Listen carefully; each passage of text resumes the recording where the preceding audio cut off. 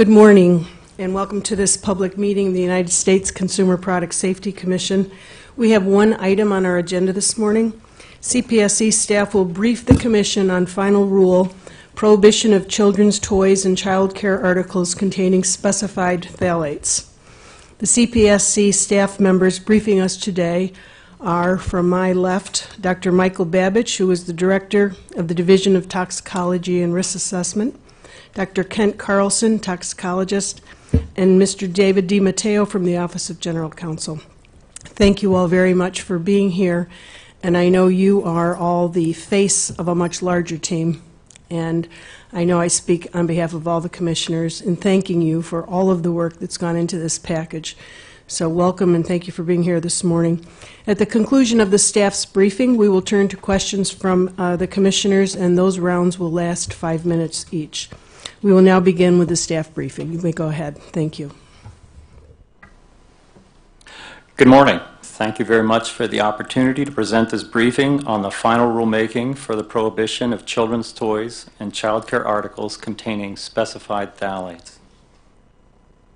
Today we'll be covering legal aspects of the draft final rule first, and then scientific aspects of the draft final rule, including new staff analyses, public commentary, and final recommendations.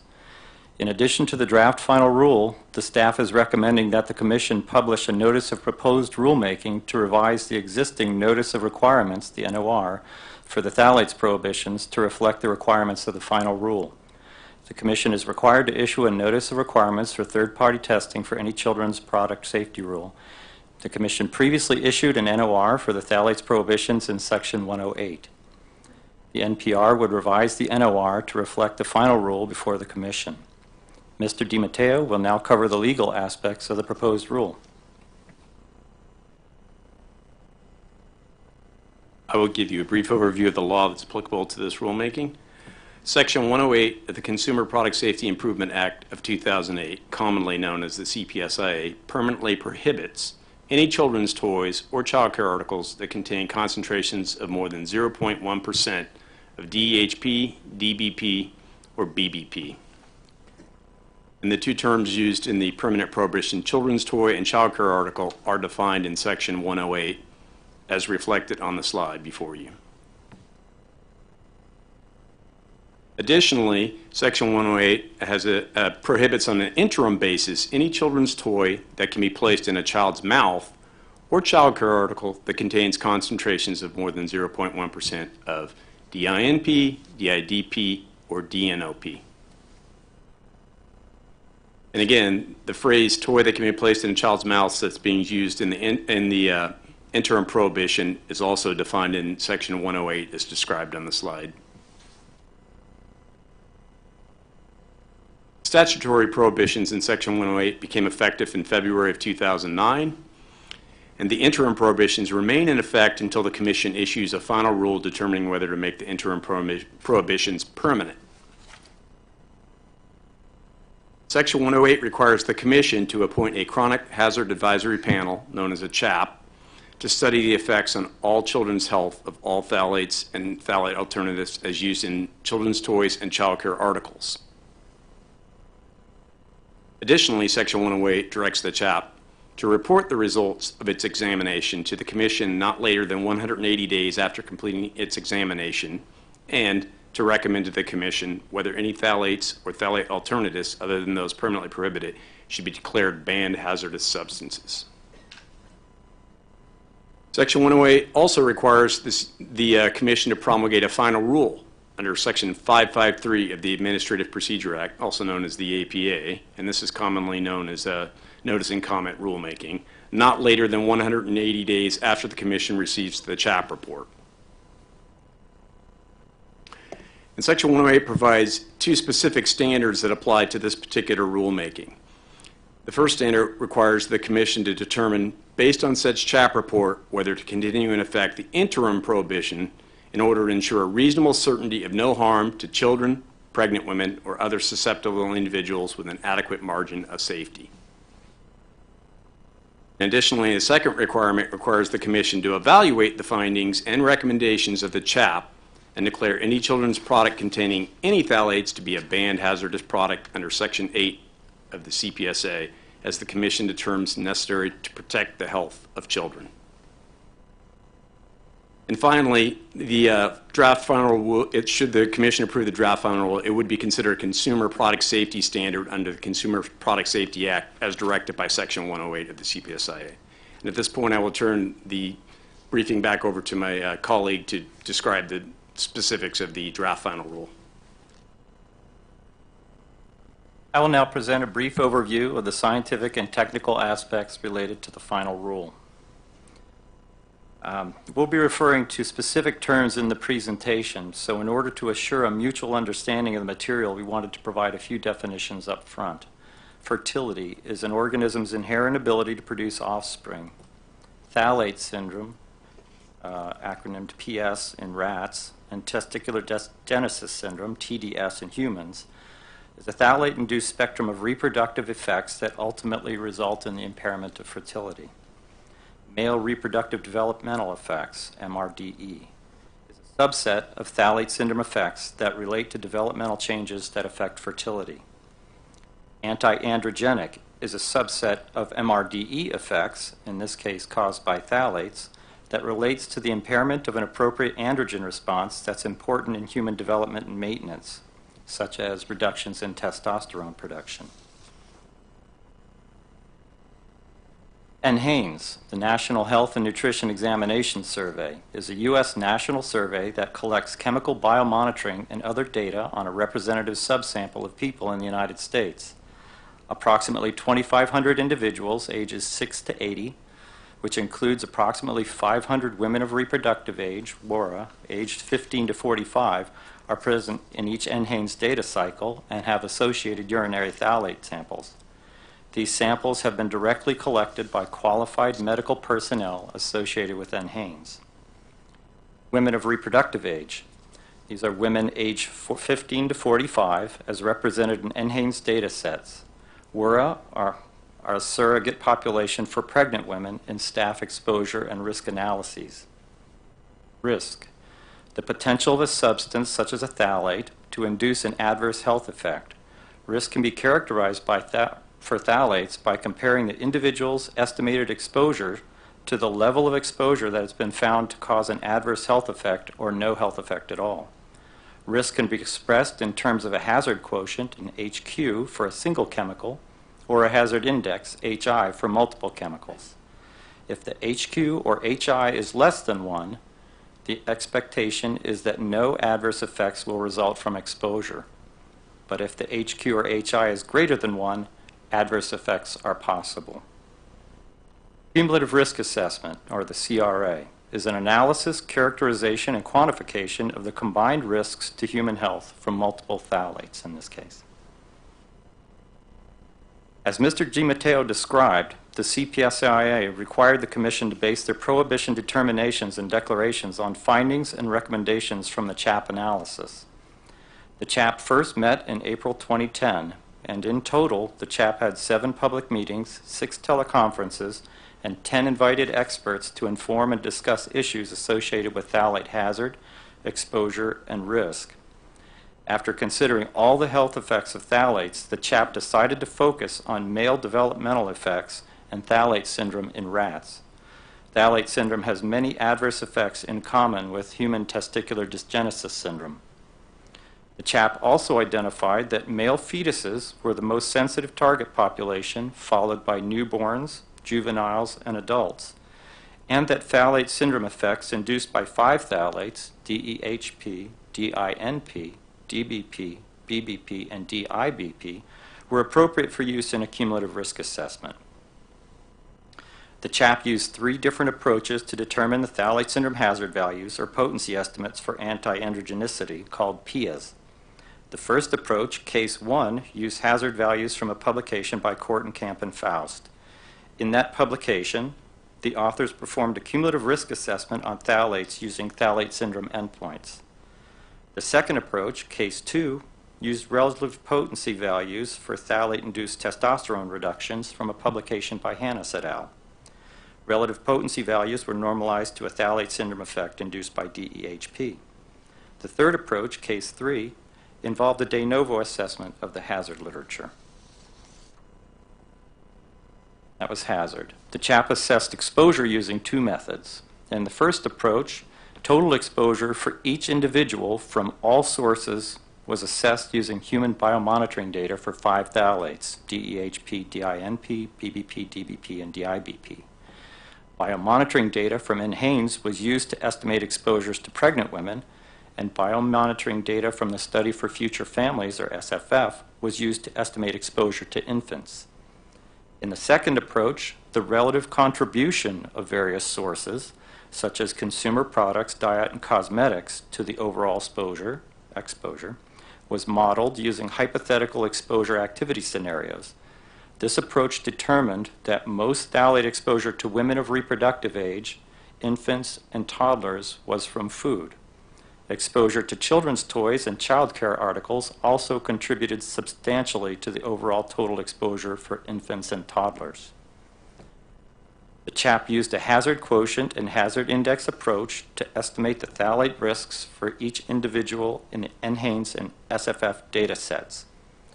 The CHAP then used percentiles to describe the distributions of individual risk and the proportion of individuals in the population with risks above an HI of 1 to describe the magnitude of the risk.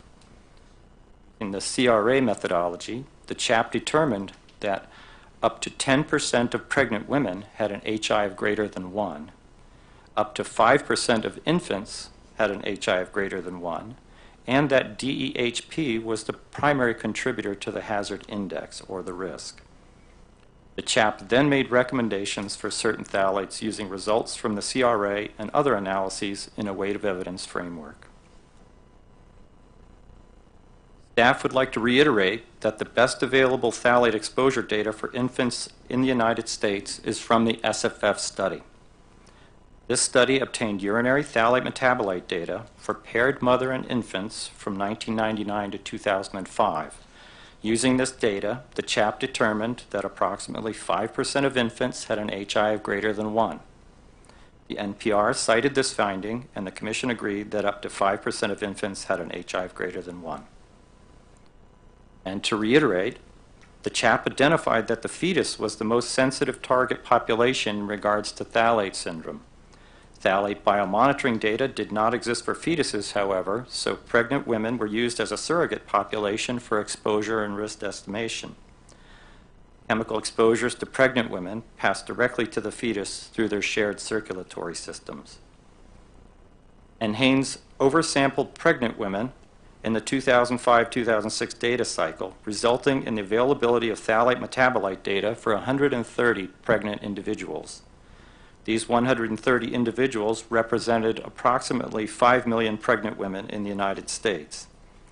The number of pregnant women in NHANES 2005-2006 data cycle was sufficient to use for the CHAP's exposure and risk estimations. NHANES data cycles after 2005-2006 contained approximately 18 to 26 pregnant women with phthalate metabolite data for each cycle. Pregnant women were therefore not used for the staff analyses for data cycles after 2005-2006. The Notice of Proposed Rulemaking for Phthalates was published on December 30th, 2014 in the Federal Register. The proposed rule was based on findings from the cumulative risk analysis and recommendations outlined by the CHAP. The NPR included a request for public comment as well. In the NPR, the Commission proposed to permanently prohibit children's toys that can be placed in a child's mouth and child care articles containing concentrations of more than 0.1% diisononyl phthalate, DINP, and also to expand the prohibition involving DINP to encompass all children's toys. The Commission also proposed to prohibit children's toys and child care articles containing concentrations of more than 0.1% dipentyl phthalate, DPNP, dihexyl phthalate, DHEXP, dicyclohexyl phthalate, DCHP, and diisobutyl phthalate, DIBP. The Commission also proposed to lift the interim prohibition on children's toys that can be placed in a child's mouth and child care articles containing more than 0.1% of diinoctyl phthalate, DNOP, and diisodecyl phthalate, DIDP. Following publication of the NPR in 2014, staff followed the Commission's direction to analyze newer NHANES data sets in order to determine what current phthalate exposures were. These analyses culminated in the publication of two staff reports, one in 2015 and one in 2017, both of which were published in the Federal Register and included requests for public comment. In the first analysis, published in 2015, staff estimated phthalate exposure and risk to a woman of reproductive age for 4 NHANES data sets, 2005, 2006, 2007, 2008, 2009, 2010, and 2011, 2012. The first analysis replicated the CHAPS methodology for estimating exposure and risk, validated the staff's results against the CHAPS results, and supported using WURA, women of reproductive age, as a subpopulation or as a surrogate for pregnant women.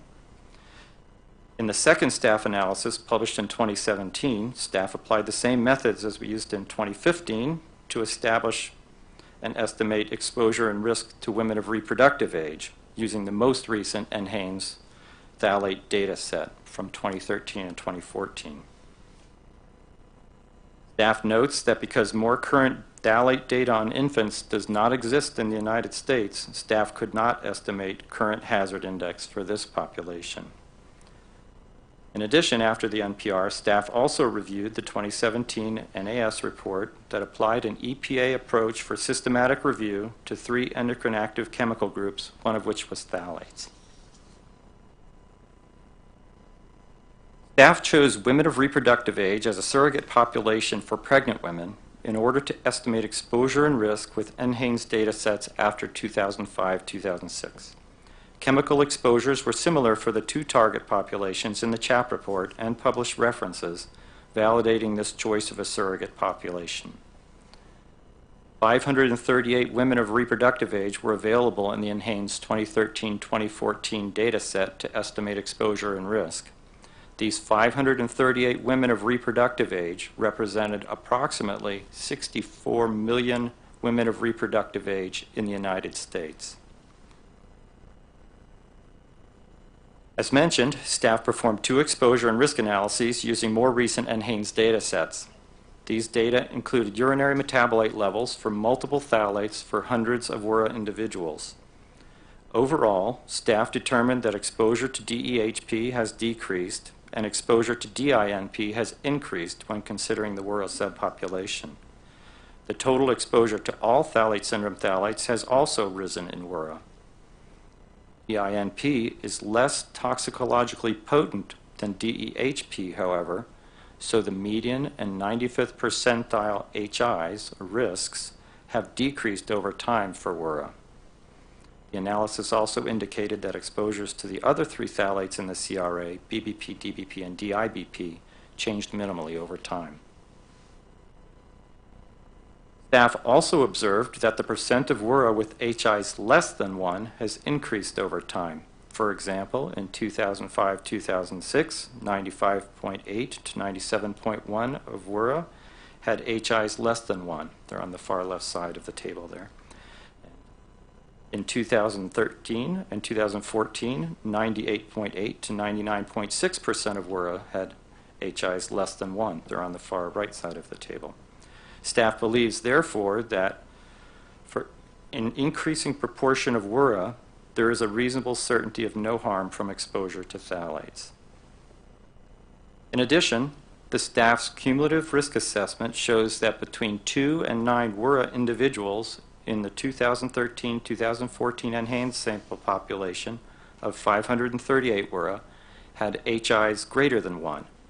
The range of individuals with an HI greater than 1 is due to the CHAP's choice to evaluate risk using 3 different sets of toxicological values for each phthalate, PIA cases 1, 2, and 3. Staff emphasize that there were WURA individuals with an HI of greater than 1 using each of the 3 toxicology values.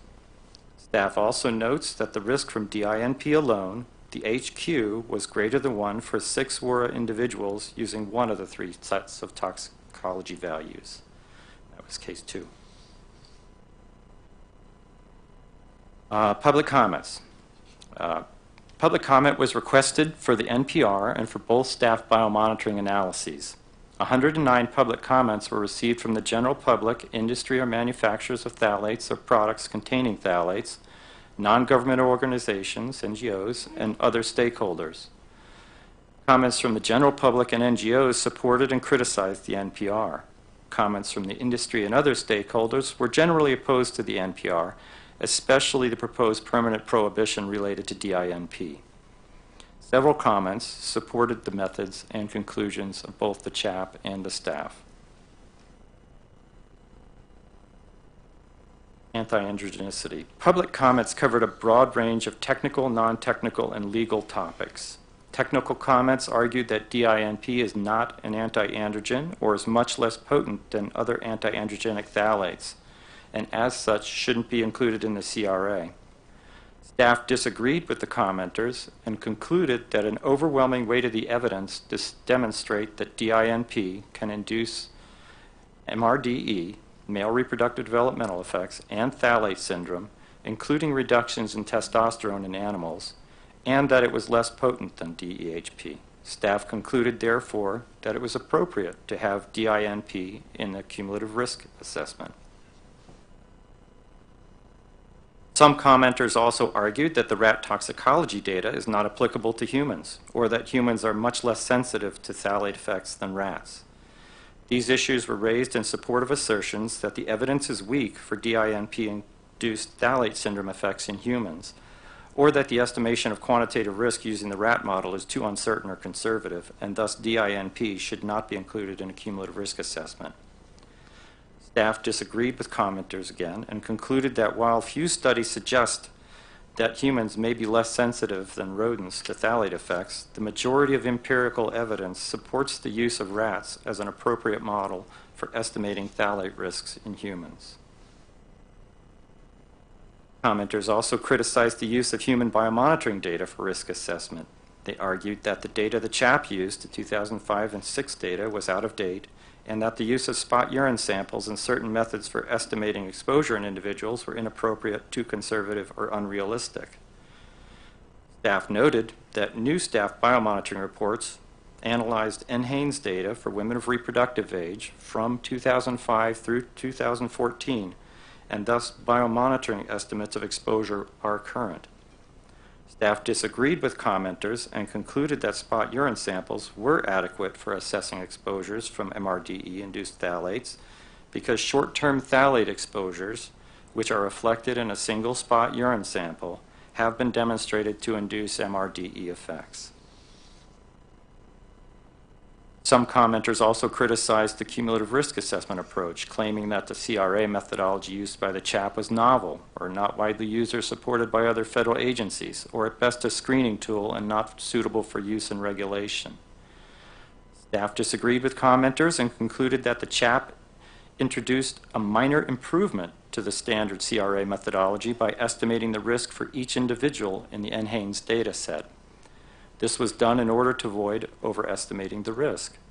In addition, the CHAP's exposure assessment, based on human biomonitoring data, exceeded what the WHO considers, the WHO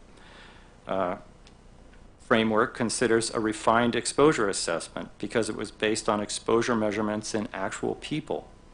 Staff also concluded that the CRA of chemical mixtures has been an established practice since the 1980s and has been used to support multiple federal regulations. These determinations supported the conclusion that the CRA, as used by the CHAP and staff, was appropriate to estimate cumulative risk from multiple phthalates. Commenters argued that the human epidemiology data, drawing associations between actual phthalate exposures and adverse outcomes such as a decreased anogenital distance or fertility, was also weak or inconsistent for phthalate syndrome phthalates.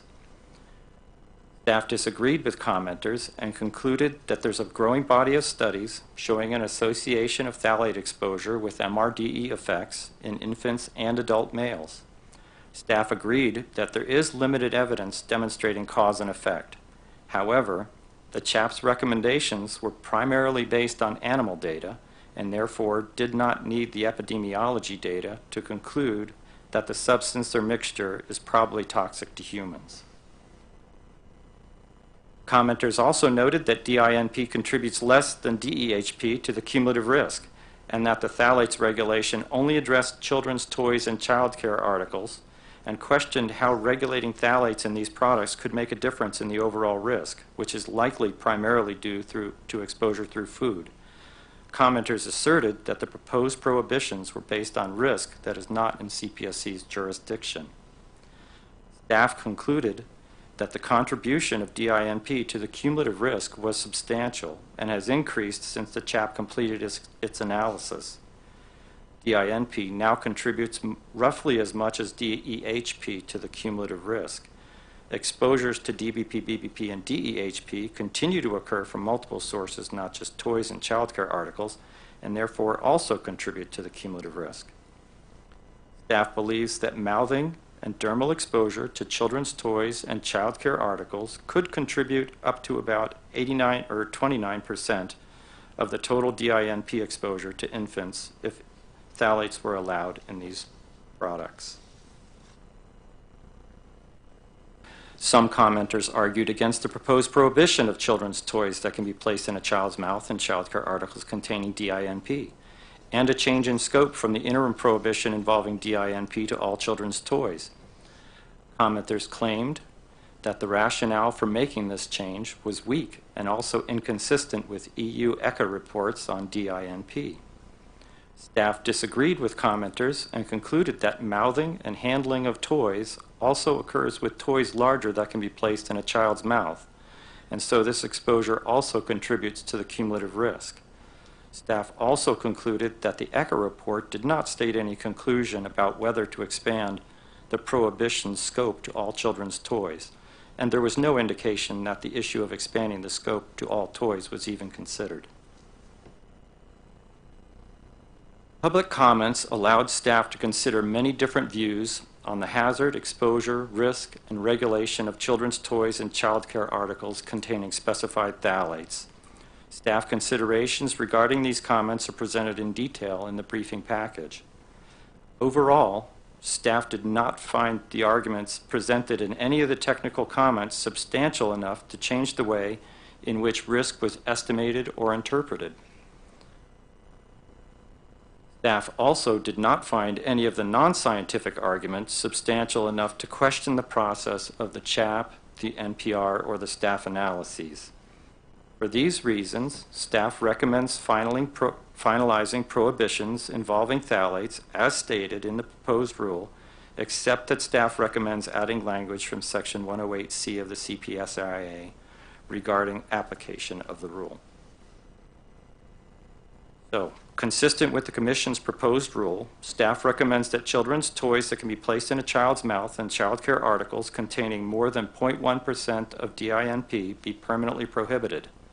This recommendation is based on information including that DINP is anti-androgenic and has effects on other phthalate syndrome-related endpoints related to fertility. DINP exposure is increasing. Exposure to DINP will increase further if the prohibition is not made permanent. A quantitative risk assessment has demonstrated that from 2 to 9 WURA individuals in the 2013-2014 NHANES sample population have an HI of greater than 1, and an understanding that a reasonable certainty of no harm is not met when WURA individuals in the NHANES sample population have an HI or HQ of greater than 1.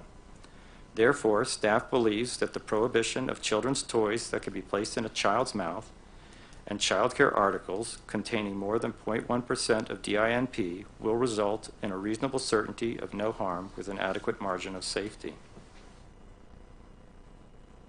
Staff also recommends that the scope of the prohibition involving DINP be expanded from children's toys that can be placed in a child's mouth to all children's toys.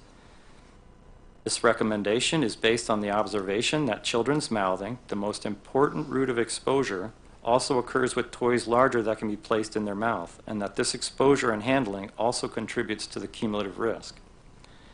Staff believes that if prohibitions involving DINP are not made permanent, mouthing and handling of children's toys and childcare articles could ultimately contribute as much as 29% of the total exposure to DINP from all sources for infants and toddlers, based on an analysis available in the CHAP report. Staff believes, therefore, that expanding the scope from children's toys that can be placed in a child's mouth and child care articles to all children's toys and child care articles is necessary to protect the health of children. Consistent with the Commission's proposed rule, staff also recommends that the children's toys and child care articles containing more than 0.1% of DPEN-P, DHEX-P, DCHP, and DIBP be permanently prohibited. This recommendation is based on information including the anti-androgenicity of these phthalates, the toxicologic potency of these phthalates that is greater to or equal to that of the phthalates included currently in the permanent prohibition, DEHP, DBP, and BBP, and their contribution to the cumulative exposure and risk. Staff believes that prohibition of children's toys and child care articles containing more than 0.1% of these phthalates is necessary to protect the health of children.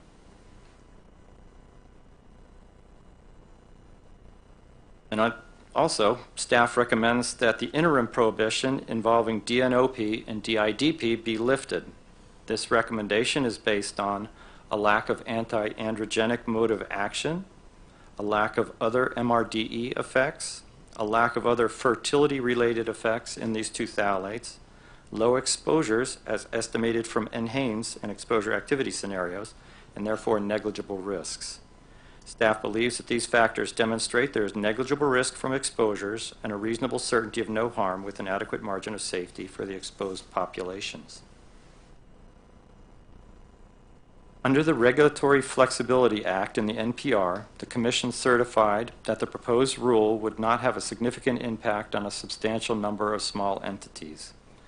Overall, staff recommends that the effective date remain 180 days as proposed in the NPR. This recommendation is based on the determination that the rule would affect a relatively small subset of children's toys that cannot be placed in a child's mouth, that would be for DINP. The additional phthalates are not widely used in children's toys and child care articles, and that many manufacturers already comply with and have established laboratory equipment and methods for testing phthalates, and that only small changes to laboratory identification and quantification protocols and materials would be required to comply with the additional requirements. Staff believes that the Commission can continue to certify the rule. So, overall, staff recommends that the Commission prohibit children's toys and child care articles with more than 0.1% of anti-androgenic phthalate syndrome phthalates to keep exposure and thus potential risks low. In this way, the Commission will ensure a reasonable certainty of no harm to children, pregnant women, or other susceptible individuals with an adequate margin of safety and protect the health of children. I would like to thank staff in health sciences, lab sciences, human factors, epidemiology, economics, and the Office of General Counsel for their expert contributions to the staff analysis and this briefing report. And now the staff will entertain questions at this point. Thank you very much. The commissioners will now begin a 5-minute rounds of questions, and I will begin the first round. On page 15 of our presentation, and I believe it's slide number 29, under the staff response, for a non-scientist, if you could explain to me, it says staff's response, while a few studies suggest that humans may be less sensitive than rodents. So this was in response to concerns that rodents and that data is not applicable to humans. So it's the staff response is, well, a few studies suggest that humans may be less sensitive than rodents to phthalate effects, the majority of empirical evidence. So can you define few studies versus the majority of the empirical evidence? One's a study, one's the evidence. How do you weigh that, and what's for a non-scientist? Well, there's been a few studies that have looked at, I guess, phthalate-induced effects in marmosets. There's 2 studies, and then there's also been some studies looking at testicular xenografts, meaning taking the tissue out and putting it in culture. So there's, I guess, less than a half dozen studies that have been performed in animals that share similarities to humans or have a similar response. So there's 6 studies roughly that make that case that the data is not applicable to humans. Did I understand that correctly? And how, when it says the majority of the empirical evidence, what do we have on that side of the equation? Well, in the studies, the xenograph studies and the marmoset studies, all of these studies have limitations. The marmoset studies are limited by the small number of animals, the duration of exposure, and so on.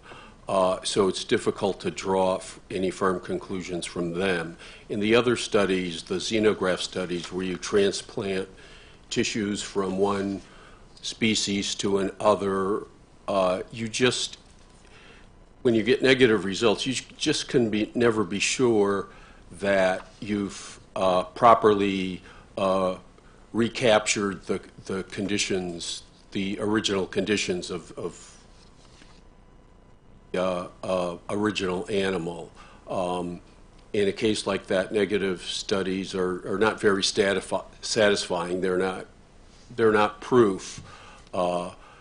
There's a lot of things that could happen that would prevent from the transplanted tissues from responding. On the other hand, what we have is years of experience comparing animal data to humans for many chemicals. And the experience is that there's generally a general consistency between the animal studies, including the rats and other rodents, and humans. And even the rodents and the humans, the basic biochemistry is the same. It's very similar. It's not identical, but it's overall very similar from species to species. And our experience is that if it causes something, say an effect on reproduction in animals, it's very likely to cause that same effect in humans. And it might not be the exact identical effect, but the odds are very high that it will cause a similar kind of effect. So when I hear that answer, it seems like we're using animals and rat studies sort of interchangeably. Well, when we say animal studies, it usually means rats and mice, sometimes other species. But mammals in general, the basic biochemistry is the same. It's like comparing, one brand of a car to another. There are differences, but there's a lot of similarity. They have the same basic parts. Yeah, they do, but there's a lot of differences as well with different types of cars, but I don't want to go down that road. I'm less knowledgeable about cars than I am about rats. With regards to the very likely term you just used, how likely? I think in my experience, the exceptions are rare, and there are, for example, some chemicals that only cause tumors in male rat kidneys, but in no other species. But on the other hand, it's for chemicals that have been adequately tested in animals and humans, everything that's positive that causes tumors in animals causes tumors in humans. Sometimes it might be a different type of tumor or a different site, but there's a very high degree of correlation. I mean, the exceptions are rare. Thank you. I apologize. My time is up. Commissioner Adler. Thank you, Madam Chairman. I want to join the chairman in thanking staff for a really superb and huge package. I particularly want to thank folks that the public will not read the report they did, which is the General Counsel's analysis, which I also thought was really excellent. So overall, a terrific package. So forgive me, I'm also a non-scientist, and so I may ask questions that don't come from the most scientifically based framework, but they're questions that I had. So the first question I had comes from page 33 of the NPR. Here, the chap noted that only certain phthalates produce anti-androgenic effects.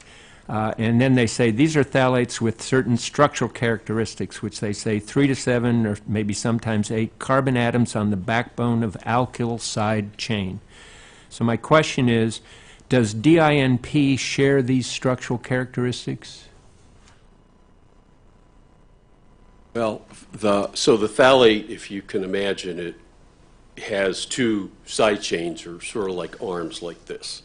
And if those arms are straight, that rule about 2 to 6 or 7, or what, 3 to 6 or 7, or sometimes 3 to 7, the edges are can be a little bit fuzzy. That rule applies for the straight, that's for the straight chain ones. For things like DEHP and DINP, where the side chains are branched,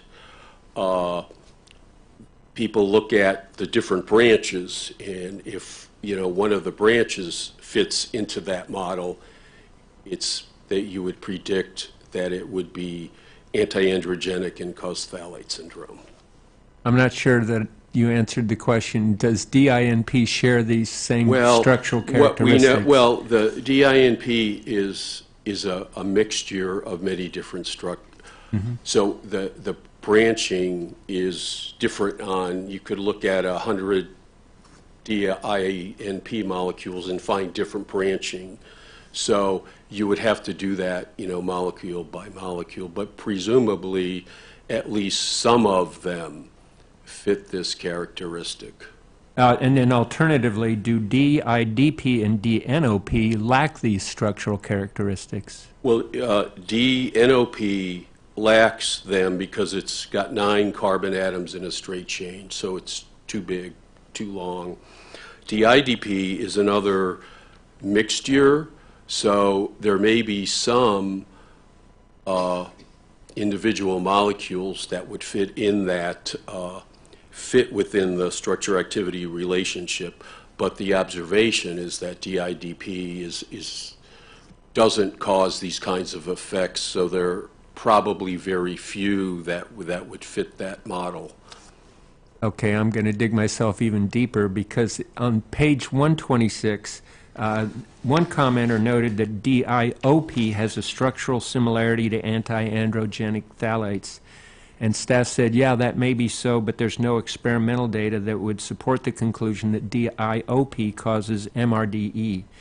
So I guess my question is, how similar are the structures between DIOP and the anti-androgenic phthalates? And again, I think DIOP is also one of the, probably a mixture of different side chains, but there's just a lack of empirical data, and it's just a judgment. The chap recommended an interim ban of DIOP because of the lack of published studies, but Mike, apparently that was not an option. Interrupt just for 1 second, because I'm running out of time. The basic question is, staff noted that they have these structural similarities, and so what I'm looking to have answered is that a marker for anti-androgenic effects, such that if we say they have these similar structures, that therefore they fit in the same family and we should take action? Yeah, we would predict that it does cause these effects, but we don't have empirical data. Okay. I'm more or less running out of time. Thank you. Commissioner Robinson. Thank you. I'm going to come at this from a different point, but first, again, want to thank all the staff that were involved in this incredible effort to put together this extensive and complex package. And I thank you for all the time that you spent with us and my staff, with me and my staff, and answering questions. And I'm sure we'll have more before next week's decisional. But while arriving at this proposed final rule took longer than Congress anticipated, obviously, in the CPSIA, I'm delighted that we're finally at this point. Our chap, I think, as I said in the NPR hearing, did a very thorough and careful evaluation and followed a robust and open process that fully complied with the instructions from Congress. And we continued this robust and open approach by reviewing, analyzing, and publishing for comment additional analyses of the NHANES biomonitoring data sets. I know there are very complex issues, both from a scientific perspective and from a policy perspective, and I very much appreciate your work in reviewing and analyzing the CHAP report, in reviewing and responding to multiple complex and thorough comments from our stakeholders, and exhaustively reviewing all of the available relevant research and reports. I would just like to say that my starting point for this analysis is that we're talking about a very, very limited number of products here, children's toys, and however we ultimately choose to define that, and child care articles defined as products manufactured to facilitate sleep or feeding or help with sucking or teething for children under 3. So the population that Congress has tasked the CPSC with protecting is our babies, infants, and very young children, who along with fetuses are the most vulnerable to the effects of phthalates. And with that in mind, I next look at the very protective standards that Congress set forth in Section 108B3 of the CPSIA that governs this proceeding. And I think it's important that we follow the language of that statute carefully. While you pointed it out, I would just like to emphasize how different that language is than any language we've dealt with since I've been a commissioner. With respect to those phthalates which are subject to the interim ban, the CPSC is to determine, based on the CHAP report, whether to continue in effect the interim prohibition, quote, in order to ensure a reasonable certainty of no harm to children. And while it lists other individuals, since we're dealing with the limited number of products it's to children that we're dealing. With respect to other phthalates evaluated by the CHAP, our standard for determining whether to ban them is if such a ban is, quote, necessary to protect the health of children. And additionally, the CHAP was, and now the CPSC is required to address cumulative risks of any phthalates or combination of phthalates, and not just the risk of each phthalate in isolation. It seems to me that combining limited products with which we are dealing, the vulnerable population whom we are charged with protecting, and the very protective instructions given to us by Congress, leaves us no choice but to err on the side of protecting the health and avoiding potential injuries in babies and young children, and that we must take a holistic view of how phthalates contribute to chronic injuries, which means that the prospect of regrettable substitutions and how industry may increase its use of certain phthalates to replace banned phthalates are relevant and important considerations. You've walked through with us the concerning health effects and all, though we know some phthalates can also cause cancer and developmental and behavioral problems. I appreciate that you and the CHAP have focused on the cumulative effect on male reproductive development known as phthalate syndrome. The effects of anti-androgenic phthalates are additive or cumulative, meaning that multiple phthalates can work together to cause phthalate syndrome. And the lab studies in animals have shown that the phthalates proposed to be banned in this rule are all anti-androgenic and can all contribute to this cumulative effect. And the phthalates on which you have recommended that we lift the ban are not anti-androgenic, so do not present a cumulative risk. I recognize that our biomonitoring data on humans are limited, but we can only do our very best with what we have to protect our babies, our infants, and our small children and do what Congress has told us to do. I do not have any questions at this point, but again, I just want to thank you all for this incredible effort that has taken place in putting together this package. Thank you. Thank you. Commissioner Kaye. Thank you, Madam Chair. Thank you as well to the staff. It's obviously been a very massive effort all across the board, but it certainly is a significant public service. Dr. Babich and Commissioner Robinson touched on a little bit of this, and Dr. Carlson, also feel free to jump in. While the chap focused on, when it looked at these chemicals, on the effects on male reproductive systems, that's not the only effect that these chemicals have on humans, is it? There's also liver and kidney toxicity and other issues. Can you just expand a little bit on that, please?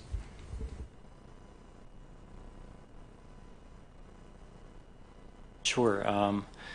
The chap used two different approaches for assessing, I guess, exposure and risk. They looked at using the potency estimates for anti-androgenicity, looking at just the phthalate syndrome endpoints, and they also looked at other toxicity endpoints for a different exposure and risk kind of characterization. And for those, like with DNOP, they looked at liver effects and then combined that with the exposures calculated in Haynes to come up with a margin of exposure estimate.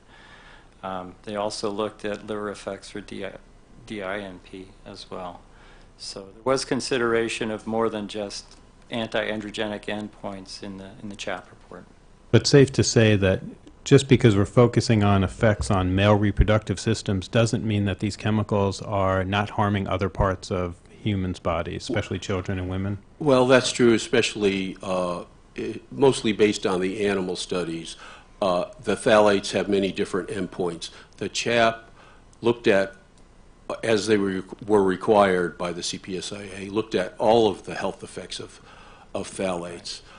What they found was that for most phthalates, the male reproductive effects are the most sensitive endpoint, and of course that's usually the subject of a risk assessment.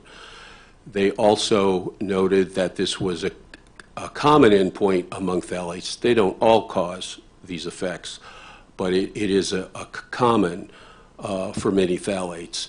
And also important to note that because they were doing a cumulative risk assessment, they were aware that there was empirical data showing that for the developmental effects, these male effects, that the phthalates do act in concert with one another to cause a cumulative effect.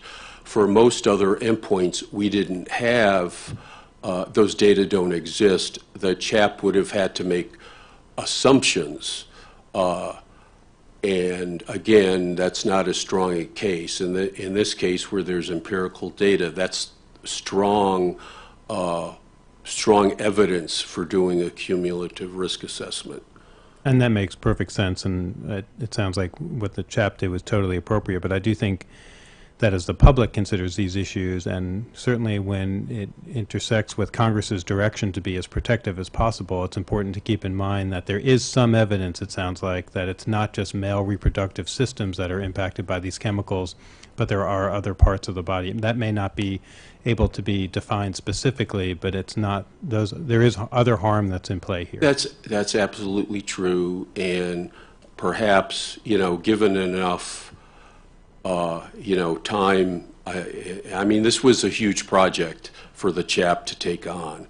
The biggest assessment that any CHAP has done before. And perhaps, given enough resources and time, either, we or another agency may well consider other endpoints. Makes sense. And Mr. DiMatteo, when you went through the statutory requirements, there is an additional legal obligation that exists via court order in this case as well, correct, in this rulemaking. Can you expound on what that is, what our obligations are under that court order too, please? Are you referring to the timeliness suit that we had? Correct, And correct. And obviously all the public, whatever you can discuss that's public and not legal advice related to that, but that's a public court order. Yes. Basically, the commission agreed to a court order that you would vote on the package by October 18th, which is a week from today. And then within a week from that, we would send it to the Federal Register for publication. So not only is the commission under a statutory obligation to finish this rulemaking, but also a specific court order to do so, correct? That is correct. Great. Thank you very much. You bet. Thank you, Commissioner Mohorovic. Thank you, Madam Chairman, and thank you also, staff, for all the the time that you've spent, Commissioner Robinson mentioned with her and with her staff. I want to reiterate the same from meetings on Friday and Monday. I appreciate the staff's candor, and it was a professional exercise that I am very proud to have been a part of. So thank you very much for all that, including questions right up until today. And before I start with some of my other questions, I wanted to follow up on a matter, Mr. DiMatteo, that Commissioner Kay just brought up. And it has to do with the court order. Then are we as a commission, we're not able to provide any other amendments or motions with regards to seeking perhaps, if the commission approved, seeking additional notice and comment? I mean, to what extent are we hamstrung in our ability and our authority as a commission to advance this rule in different ways? Well, what the court order says and the consent decree says is that the commission is obligated to vote by October 18th. It actually doesn't specify what you vote for. If there were to be an issue, there's an additional. At this point, those are questions that I would prefer not to discuss in this forum, and I'm happy to answer those questions before you have an opportunity to vote next week. I don't understand why this isn't something that could be discussed in the public. I think Mr. DiMatteo accurately described the public consent order, which the court administered in terms of advice to you on what procedures and amendments are appropriate. That's legal advice that I would prefer to give, not in a public setting. Okay, so I guess in the absence of seeking any legal advice or an answer, if this commission found that sufficient notice and comment was not provided to the public, which then would subject this rule to judicial scrutiny and therefore being struck down, we would be unable to go out to seek additional notice and comment. If this final rule is not a logical outflow from the proposed rule, even if this commission came to that consideration and came to that conclusion, we would be prohibited by the court order from being able to have a rule that can and would stand up in court by getting the appropriate notice and comment, and therefore we're kind of in a stuck position, is what I find here, which is unfortunate. And I think I wasn't planning on asking that, but Commissioner Kay's question kind of begged the question. So that's unfortunate. So I'll move on to, you know what, I'm going to wait to the next round because my next question is so large. I'll wait to get into a question about, in the next round, and the discussion of risks in isolation. So thank you. Thank you. We'll now begin the second round of questions. I wanted to call your attention on slide 31.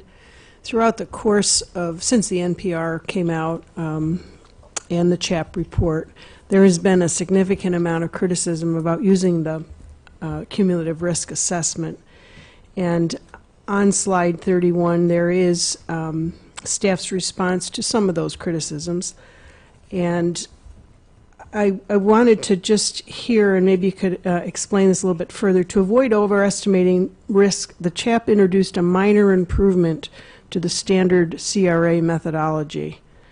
If you could, by estimating risk for each individual in the NHANE set, can you just expound on that, and how did that improve the cumulative risk assessment? Well, in other data sets, you're not awarded the opportunity to have individual level data, so you have to make assumptions regarding, population. Here, you could actually estimate, or was actually estimated, each individual's risk. So whereas you'd be estimating risk for the population in the other case, here you didn't have to do that. So that was the minor improvement, that they were able to use individual level data instead of just guesstimating, via the population. And do you feel that that affected the outcome or the analysis that was done? By using the individuals from NHANES, you actually were doing the most highly refined exposure assessment that you could do. So, Well, what they did by looking at the individual data, you know the actual hazard index of each individual in the population. Otherwise, if you only had summary data, for example, the average exposure to all five, say, all of the phthalates in the 95th percentile exposure to all of the phthalates, the only way to combine that information from the summary data would be to assume to add them, and that could very well lead to an overestimation of the risk, especially at the upper percentiles. By looking at the individual level data, the CHAP avoided that. They didn't do both analyses, so I can't say, it would have been probably a good example to look at and say how much difference would that have made. I don't know. But the point is the CHAP did it the most accurate way possible. Do either one of you want to comment? We've heard this over and over again, that the cumulative risk assessment is just novel. It's not used very often, and it was a novel approach. I think that the novel approach was in reference to using the individual level data before and Haynes provided information on individuals. You didn't have that luxury of having the data on phthalate metabolites in a person, so you had to sort of estimate based on the population again. In terms of it being novel, the CRA has been used by EPA to regulate organophosphates and methylcarbamates, triazines, chloroacetylenides, pyrethrins, and pyrethroids in the past, and that's pesticides. And the CRA has also been used to assess risks under Superfund, and ATSDR has published 11 final and 3 draft CRAs called interaction profiles. So they have been used by other federal agencies. Do you have the approximate time frame for the use of the cumulative risk assessment? We have a citation of 2015. So, but I think a lot of the uses under the Food Quality Protection Act, for example, I think go back to late 90s, 2000, something like that. So that's been done for a long time. The ATSDR for the Superfund, it probably goes back about the same time. But, these are, with the phthalates, we're looking at mixtures of chemicals. And EPA first issued mixtures guidelines in the 1980s. So this is not novel. Cumulative risk assessment can also apply to cases where, for example, you're combining chemical exposures with some other source of stress or some other injury to the body. So that EPA has started developing in the late 1990s as well, but the mixtures of chemicals goes back much farther. Thank you. I apologize. My time is up. Commissioner Adler.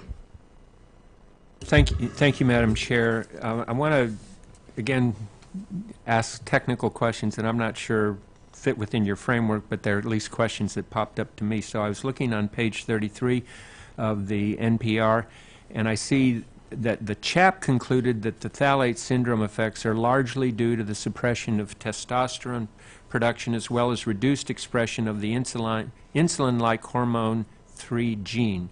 So my question is, does DINP suppress insulin production like other phthalates, and conversely, do DP and DNOP not suppress testosterone production?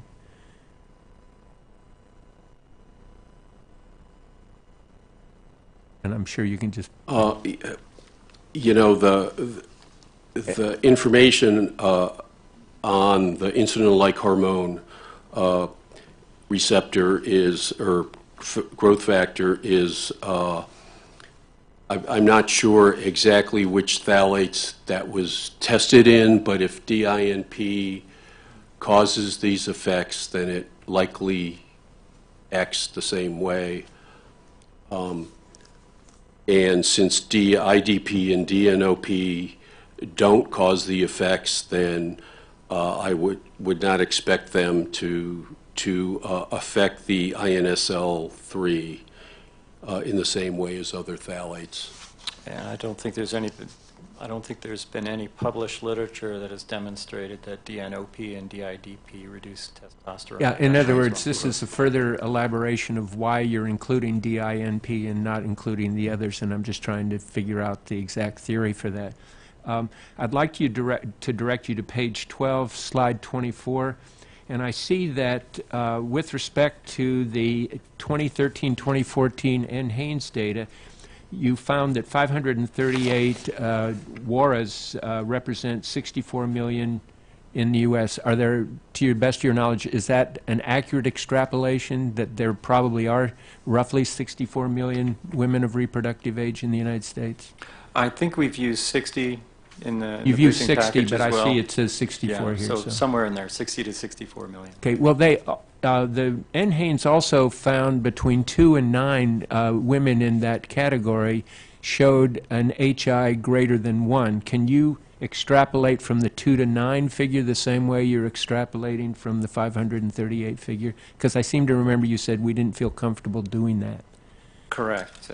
Because the sample size was small and the number of individuals that actually had an HI of greater than 1 was small, it made statistical extrapolation to the national population not something that If we you could had to do. guess, would that come out as probably too low or too high, or we really and truly can't tell? It would be reasonable to expect that the population of affected individuals would be 9. Yeah, I would Yeah. assume the same too. And to me, that's not de minimis, and that's not trivial. That's reasonably significant. Commissioner Kay pointed out that there are additional effects beyond anti-androgenicity, and I just wanted to ask, for the whole spectrum of phthalates that you looked at, did you simply find that things, and you mentioned hazards like, I hope I pronounce this properly, supernumerary ribs, or the systemic effects on liver, thyroid, and the immune system, are those just not occurring with sufficient numbers or sufficient potency to warrant commission action? Is that, in other words, they may exist for some of these other phthalates, but there's just not enough there to warrant commission action? The MRDE, the male reproductive effects, are, for most of the phthalates, the most sensitive. In other words, these effects happen at the lowest doses. So if you have a rule that protects against this, you should protect against the other hazards as well. The CHAP didn't do risk assessments for those other things, and they didn't say, for example, that under a certain exposure you would get so many other effects of various kinds. I mean, that perhaps could be done, but when within the time frame and I'm just going to interrupt so on. because my question goes to not the ones that you included, but the ones that you excluded, and the ones you excluded, like DIDP and DNOP. I guess what you're saying is these effects either didn't show up or didn't show up sufficiently so that you felt they ought to be included in a ban. Well, and for my time has expired. Okay. But I'll come back to that. Okay. Thank you. Commissioner Robinson. I just want to ask a couple questions about the Boberg study. There were comments that were made about perceived deficiencies in the study on DINP by Boberg et al. that concluded that DINP is anti-androgenic. My first question is, did the CHAP rely on the Boberg study to determine the HQ for DINP or the HI? The Boberg study was not relied on in any of the cases for determining the PIA, the potency estimate for anti-androgenicity. So I think that answers my second question, that the CHAP's conclusion that DINP is anti-androgenic stands independently of the Boberg study. Correct. Okay. I mentioned in my comments during the last round about what we're trying to do the best we can with the data that we have on the biomonitoring. And my question about, I know we see We went from the NHANES of 2005, 2006 had a significant enough cohort of pregnant women that we could make some conclusions. And I know that after that we went with women of reproductive age. And my question is, does the decrease in the HI with women of reproductive age in the more recent NHANES data mean that there's a decrease in H1 for children or pregnant women?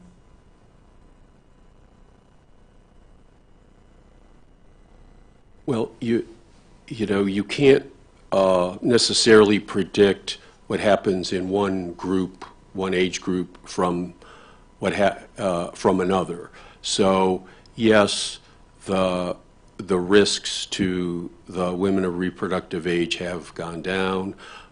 We don't really know what would happen to the infants 1 to 3 years old, or because they have different exposure patterns. It's always better to have the data, and yeah, there's a good chance that the exposures to infants have also gone down, but not necessarily by the same amount. And for example, we do know that on average, children's exposures tend to be higher than their parents. And so while their infants' exposures may have gone down, we don't know by how much. We suspect that they're still higher than the women of reproductive age. And particularly, I assume with the products that we're dealing with here, the children are going to be mouthing them and touching them more than their moms and moms. Yes. And with respect, just to make this clear, the NHANES data, as I understand it, doesn't deal with children under 6. So the information, the biometric information we have with children themselves is this Future Families Survey from 1999 to 2005. Is that right? Correct. Okay. For infants. it would be Thank you. I have SFR. nothing further at this time. Thanks. Thank you, Commissioner Kay. No questions right now, thank you. Thank you, Commissioner Mohorovic. Wasn't prepared for that speedy turn around the corner. Thank you, Madam Chairman. I wanted to get into the discussion about risk at the risk in isolation, and we've had some private conversations with the team about it. To set up the question, the preamble states that the CHAP did not indicate that the 95th percentile or any other part of the cumulative risk distribution should be used to establish unacceptable risk for risk management purposes. But a look at the discussion of risks in isolation, it was the results at the 95th percentile that led staff to conclude that DINP in isolation does not result in unacceptable risk. From the final rule, page 37, the CHAP found that with the exception of DEHP for all phthalates that it evaluated in isolation, the MOEs were within acceptable ranges.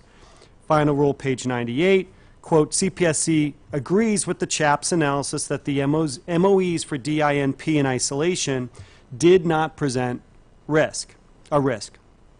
Now, not to beat a dead horse about the conclusion that DINP in isolation is not the basis for a permanent ban on DINP in the rule, but what I think is what's important is what led the CHAP and staff to agree that is important to explore here further. Staff identifies the 95th percentile as appropriate to assess chemicals in isolation. The briefing package, page 34, quote, current analysis suggests that DINP, margin of exposure in isolation, parenthetically MOE, is 220 for case 2, end parentheses, is below the upper limit and nearing the lower limit considered adequate for protecting the public health. Furthermore, there are countless references to the MOE 220. That's the 95th percentile.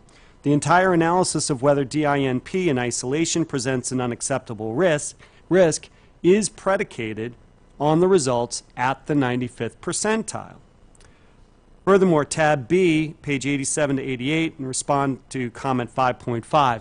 Even when evaluating, as a commenter suggested, the result of theoretically doubling the DINP exposure, staff provided what that result might be, again at the 95th percentile. So why wasn't there consideration into the risks posed by DINP in isolation among the most highly exposed individuals at the 99th percentile. And I only asked it that way because staff just told me today that the work was not done to evaluate MOE at 99th percentile, so that's why I had to adjust.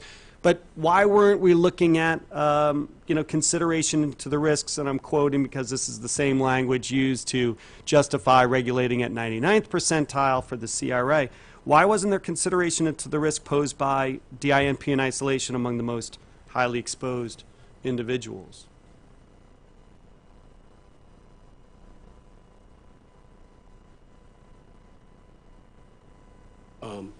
Well, the chap reported median 50th percentile, 95th and 99th percentile values of exposure and risk. Those are numbers that are convenient, 95th and 99th. Those are convenient numbers. Everybody uses them. Statisticians use them. That does not mean that anyone setting, a level, a threshold for regulation at the 95th level or the 99th percentile level. They're just convenient, commonly used measures of exposure and risk. And Mr. Babbitt, Dr. Babbitt, fact, neither the staff nor the chap specified a level like you have to regulate if it's above or below some percentile. And I'd like to add that... Can I just add for a moment, please, if you don't mind, Dr. Carlson? I'm sorry for interrupting. But Dr. Babbage, when you were mentioning that the chap evaluated at the median 95th and 99th, just to be clear, because I'm drawing a distinction between the evaluation of DINP in isolation, that 99th percent evaluation was done for the CRA, correct, but not done for the MOE. And that's what I'm exploring a little bit further here today, that why wasn't the MOE for the most highly exposed individuals found for the 99th percentile? Thank you. I apologize for the interruption, Dr. Carlson. Okay. Oh, and you'll have to hold that thought because I'm just now out of time. I beg your pardon. Thank you. Yeah. Thank you. Dr. Babbage, if you'd like to answer that question while that thought is still lingering in the air.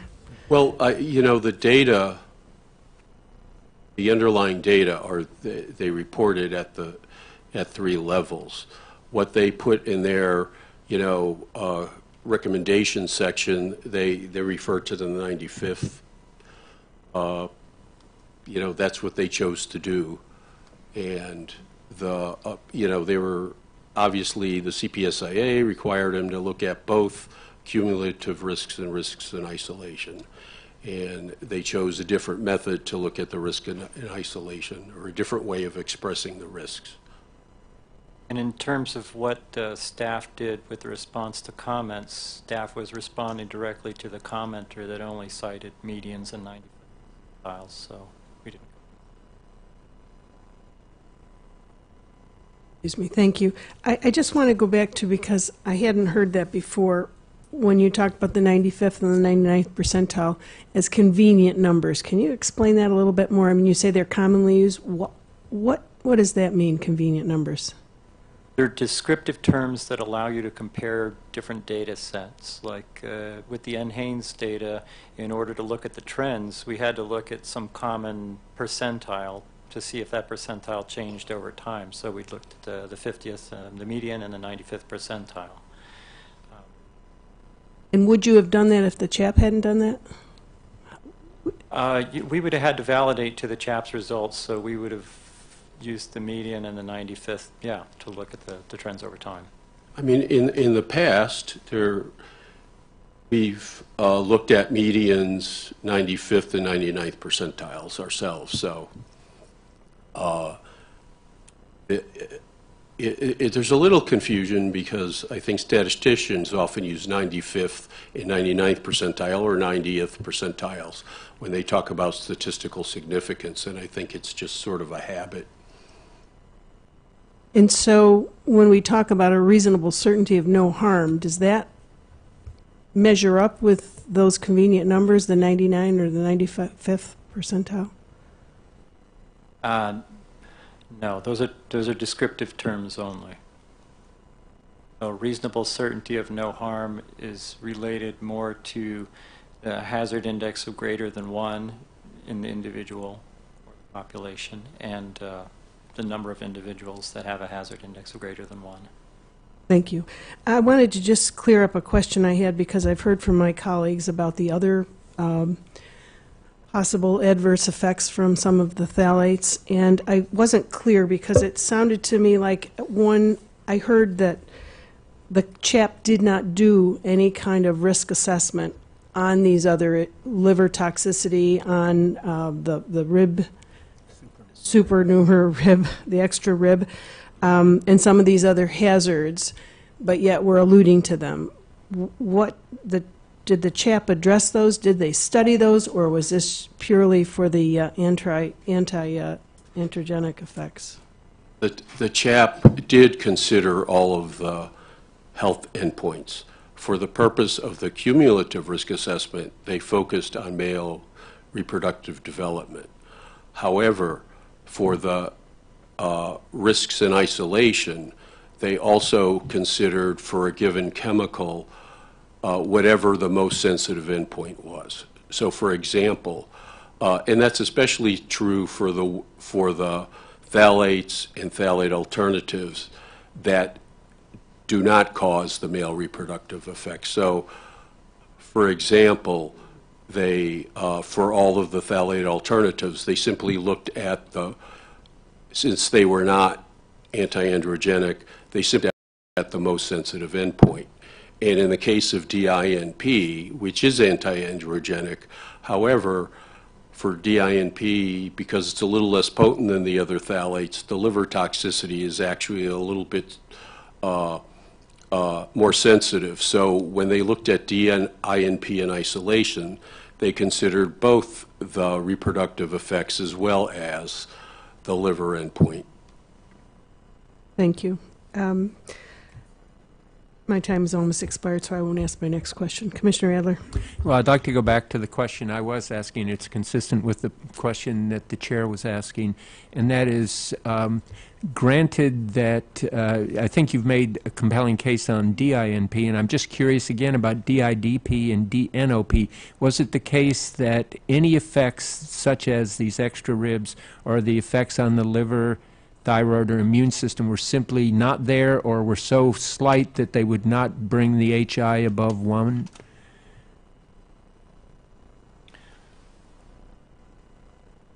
Well, they did address that in the CHAP report. They found that instead of looking at it using an HI approach, they used a margin of exposure approach.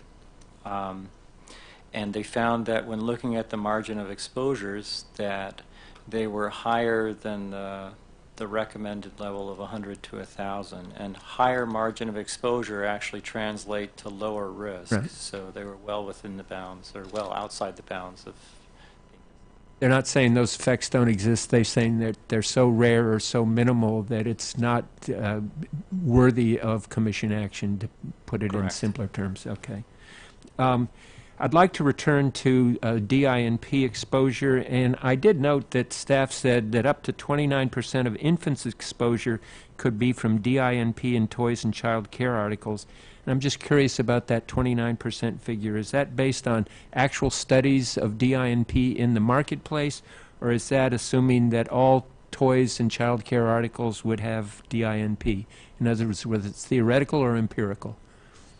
That is from the CHAP's scenario-based exposure assessment. Remember, they did two methods. The biomonitoring tells you total exposure, but doesn't tell you where it's coming from. The scenario-based looks at the different potential sources of exposure and estimates the exposure from each one and the relative contributions. So now that 29% assumes that all toys and child care articles have DINP. Which is probably not a totally realistic assumption. Is that fair to say? Well, today, no, because of the CPSIA.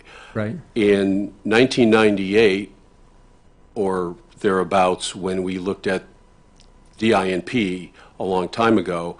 DINP was the prevalent plasticizer used in these products in toys and child care articles. At that time, I think 90% of the products that we tested did contain DINP. In the, it used to be DEHP, then I guess it was the 80s when it was replaced by DINP. So that was, if you turn back the clock, that's a realistic assumption. If we were to say lift the ban, we don't know how many manufacturers would go back to using DINP.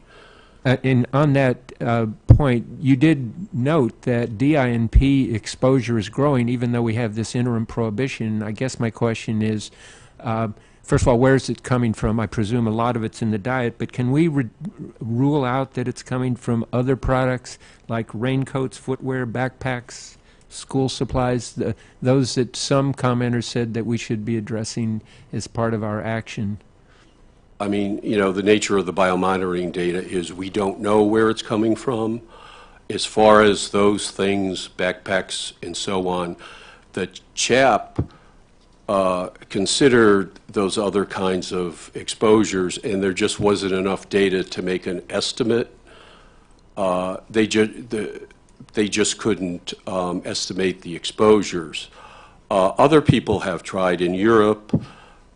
Some people have looked at things like raincoats and backpacks and so on. And it's in the ECHA report that some of the public comments referred to.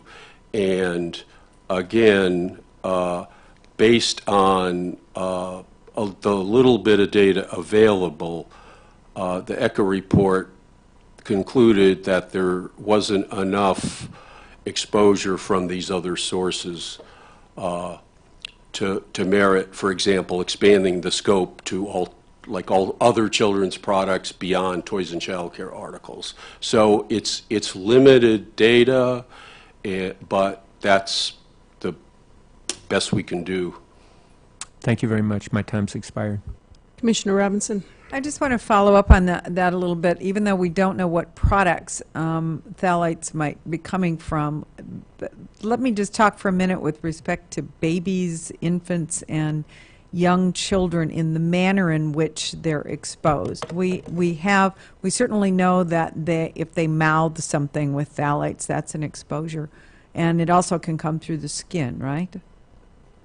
And having just spent a weekend with a baby, I assume it's also can be hand to mouth exposure. Yes. Is that right? Okay. Let me also. You made a good point, Dr. Babich, that the data that we have with respect to children that was from 1990, the biometric data was during the years of 1999 to 2005, and that was before the ban on DINP, right?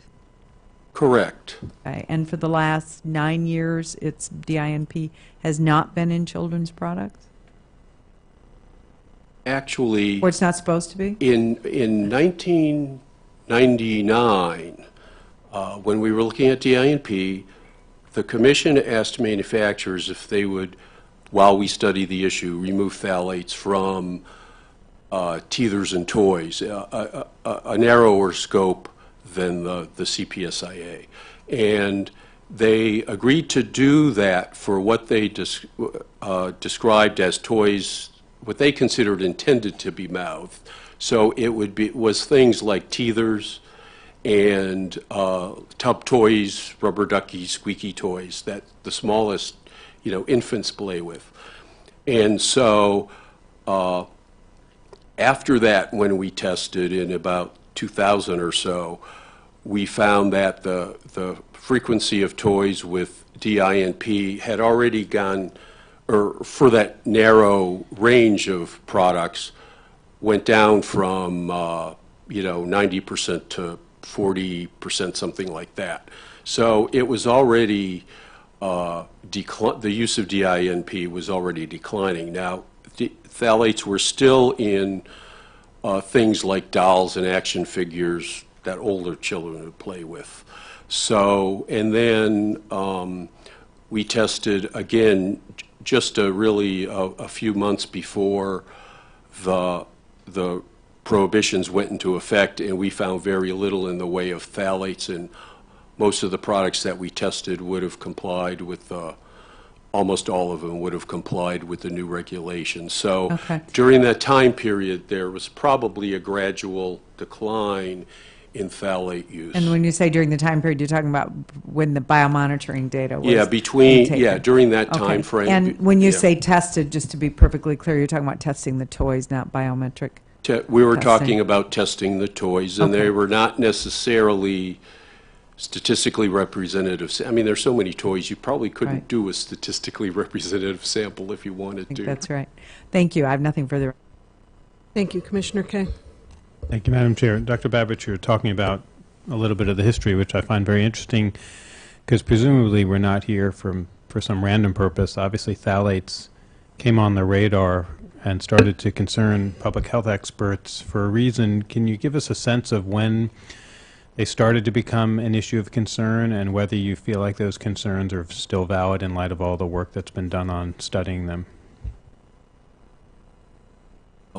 You know, I think the Commission's work started in the 1980s when the National Toxicology Program reported that DEHP was an animal carcinogen.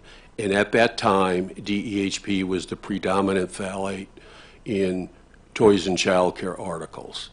We started a rulemaking, but ultimately the industry voluntarily removed DEHP. That evolved into a voluntary standard that's now part of the ASTM toy standard. The replacement was DINP, and of course, as these things go, there was very little data on DINP, but due to, you know, EPA's efforts, they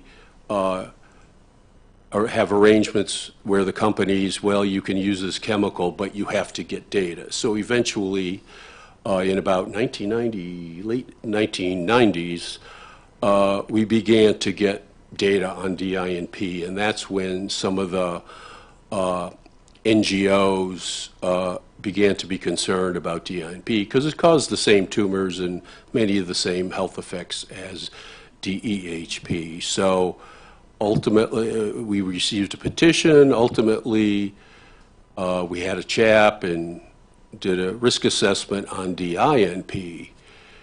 The conclusion was that DINP exposure from mouthing teethers and soft plastic toys, not considering any other sources, did not present a hazard.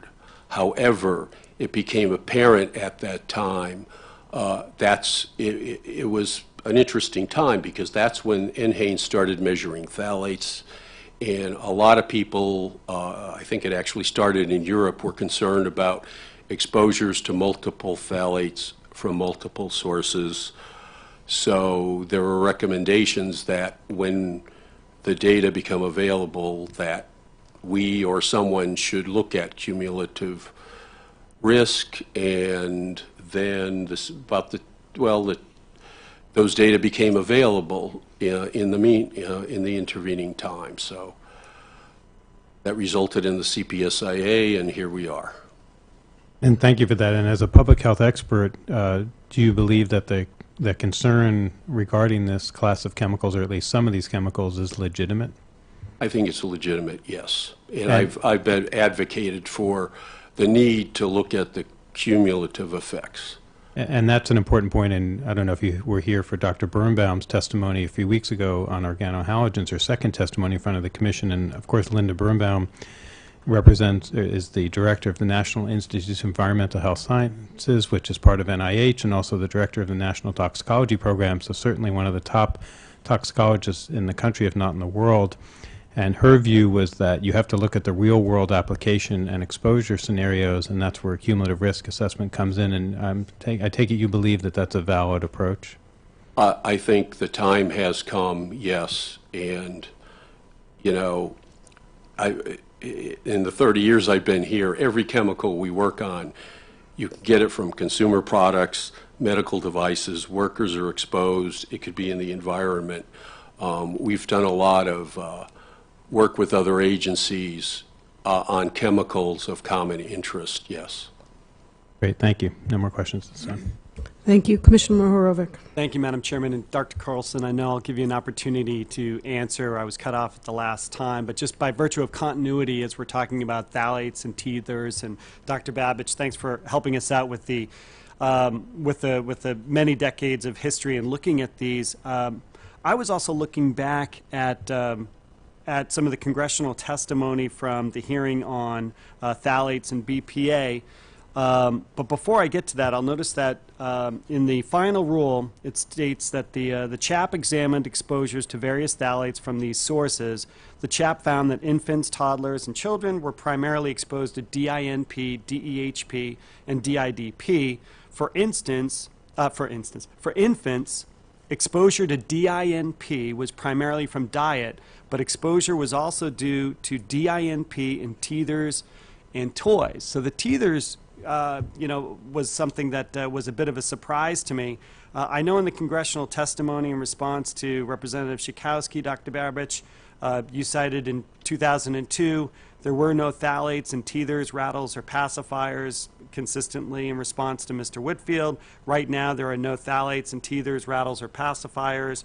And then in response to Ms. Hooley, again, you responded, okay, first of all, teethers and rattles have no phthalates. So what's the deal with DINP and teethers? Have they come back into, has DINP come back into teethers since 2002, since that study work? What's the situation with teethers?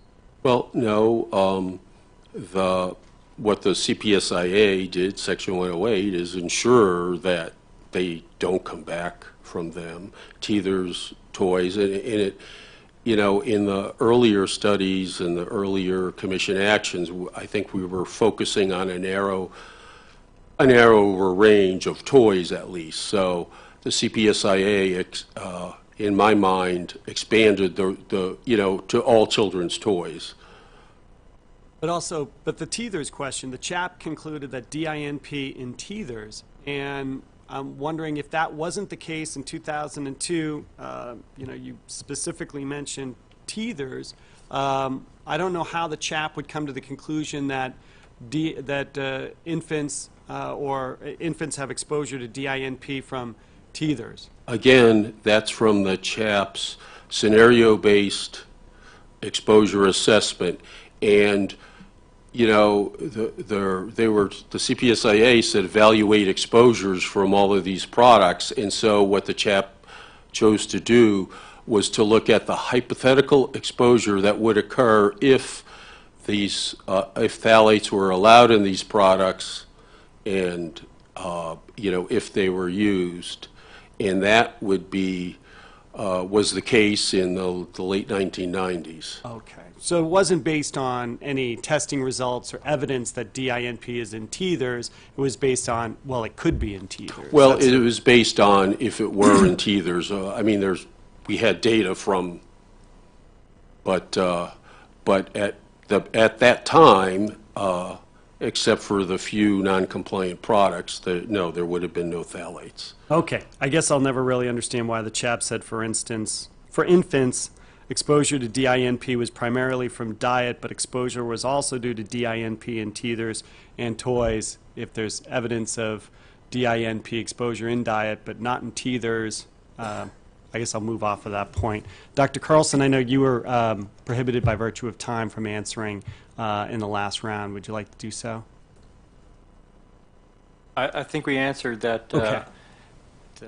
The staff analysis in response to comments was directly in relation to the comments submitted. So they assessed MOEs at the median and the 95th percentile, and we did the same and responded like.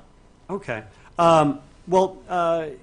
The standard for applying reasonable certainty of no harm shifts between chemicals in isolation and in cumulative risk. For consideration of establishing unacceptable risk for DINP in isolation, for risk management purposes, staff concluded that Since MOE for DINP at the 95th percentile is within the acceptable risk range, DINP in isolation provides a reasonable certainty of no harm with an adequate margin of safety. But in consideration of establishing acceptable risk for DINP in a cumulative risk assessment for risk management purposes, staff concluded that even though all hazard indices at the 95th percentile were within the acceptable risk range, DINP fails to provide a reasonable certainty of no harm with an adequate margin of safety. So if you could mull on that one for my next round for an answer, I'd appreciate it. Thank you. Thank you. Dr. Babbage, would you like to answer that question while it's... Yeah, I'm not sure I understood the question. The recommendations for DINP and the other anti-androgenic phthalates were based on the cumulative risks, not the risks in isolation. Thank you. I want to just go back to my colleague, Commissioner Kay, was talking about phthalates and the adverse effects of phthalates, and sort of speaking about them generally. And I thought I heard you say there is a need to study further. Maybe you could just clarify, when you said there was a need to study, were you referring to phthalates, or at that point organohalogens were introduced into the conversation? No, I was talking about in the past, when we looked at only DINP, people began to recognize that there was a need to look at the effects of multiple phthalates from multiple sources. So that was in the past. Okay.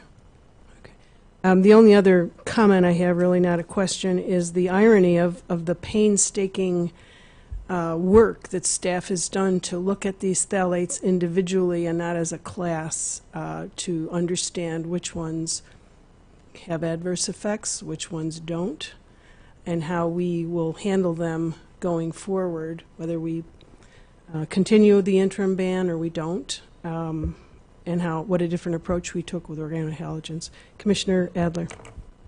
I agree that, and what you see is we've been looking at phthalates for 30 years. When I was at the Commission in 1984, and I left, we were exploring phthalates, and it's been whack-a-mole ever since, which is why you try to look at these sometimes as a class, not just as individuals. What I would like to ask is, it's correct that we are looking at DINP and other phthalates for their cumulative effect, and so I'm just going to pose a rather bizarre hypothetical. Suppose we were to assume that the cumulative effect of DINP to total phthalate exposure was de minimis and it shouldn't be banned. What implication would that have for other phthalates such as DIBP, DPENP, DHEXP, or DCHP? In other words, would that have some kind of precedential effect, or are the risks so different from those that your recommendation would remain the same? The difference between these phthalates and DINP is the fact that they have a higher potency than DINP does. In some studies, DPENP has been shown to be from 8 to 15 times as potent as DEHP. So that's okay, one difference. That's a very welcome answer. I want to go back then to this notion of DINP having much less potency, and I'm still struggling with this notion. It says DINP now contributes as much to the cumulative risk as DEHP, but DINP is less potent. So when you say contributes as much to the cumulative risk, what are we talking about? Are we talking about quantity or hazard, or what's the underlying concept there? That would be the quantification of risk, yes. So, okay. The other point about regrettable substitution that we've been hearing, I guess my question is, do you happen to know what is being used as a substitute today for plasticizers in toys and child care articles, and do you have any concerns about the phthalates, if there are any, that are being used? We do have information on what's being used. We did that we looked at these products in about, 2000, and just before the rule went into effect, and provided that data to the CHAP. What we found was, in a lot of cases, they're using multiple plastic. Well, there's one, they can not use plastic. Two, they could use a plastic other than PVC that doesn't require a plasticizer. So there's a significant number of that. When they do have PVC, we found that they're using multiple in many cases, multiple plasticizers instead of one. The substitutes are, there's a terephthalate, which is different from the phthalates we're talking about. There's something called, we called it DINX. It's a derivative of DINP, and so on. A few other plasticizers that are known. And the CHAP had this information, and the CHAP reviewed the toxicity and risks from all of these substitutes. And there are concerns. In some cases, there's a lack of data on the toxicity. In some cases, there's a lack of exposure data. For one of these in particular, the data exists, but we don't have it. The CHAP and generally the staff only use data that's publicly available, and the company has data but would not make it publicly available. With respect to the one that's the derivative of DINP, does it share similar structural properties such that that would be one that you would be particularly concerned about? And I guess the other point would be, would we see the return of DIDP or the addition of DNOP to child care articles and toys, or we just don't know?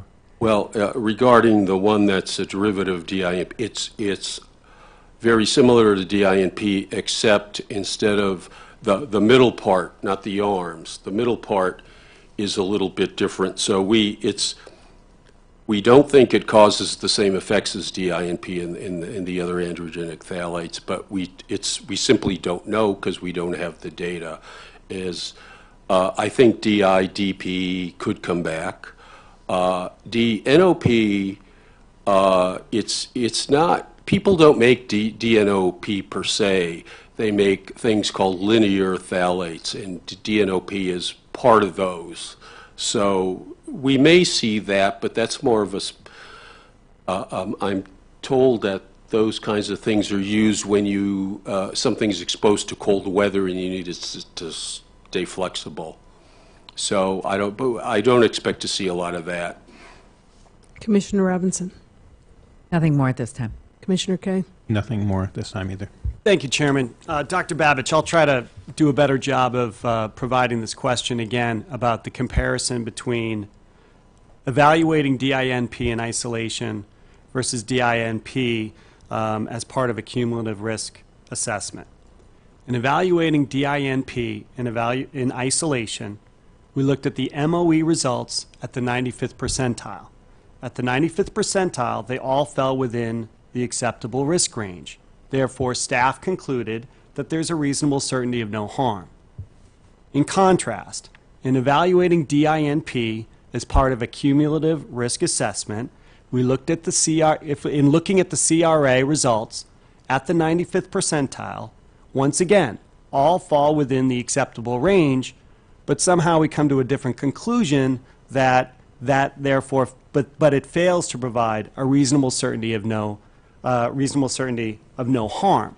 So how is it that the 95th percentile results are satisfactory to conclude a reasonable certainty of no harm for DINP in isolation, but when at the 95th percentile, all the results fall into the acceptable risk range, it fails to provide a reasonable certainty of no harm?